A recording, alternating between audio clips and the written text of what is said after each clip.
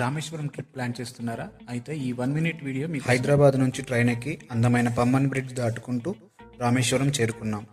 Station నుంచి రూమ్కి వెళ్లే దారిలో మన missile man APJ Abdul Kalam గారి ఇల్లు కనిపిస్తే అలా ఆ రూమ్లో చెక్ ఇన్ అయ్యి అస్సలు టైం వేస్ట్ చేయకుండా తెల్లవారుజామున 3:30 గంటలకే లైన్లో నిల్చున్నాం.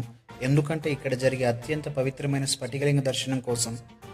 ఈ దర్శనం లైఫ్లో అస్సలు మిస్ కావద్దు. స్ఫటికలింగ దర్శనం కాగానే 4:30 గంటలకు బయటకు వచ్చి ఫ్రెష్ అయ్యి మొదట అగ్నితీర్థం సముద్రంలో పవిత్ర స్నానం చేశాం.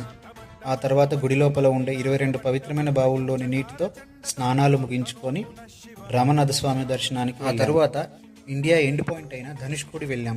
1964 తుఫాను వల్ల రాత్రికి రాత్రే ఘోస్ట్ టౌన్గా మారిన ఇక్కడి పాత రైల్వే స్టేషన్ శిథిలాలను చూస్తే గూస్ బంప్స్ వస్తాయి.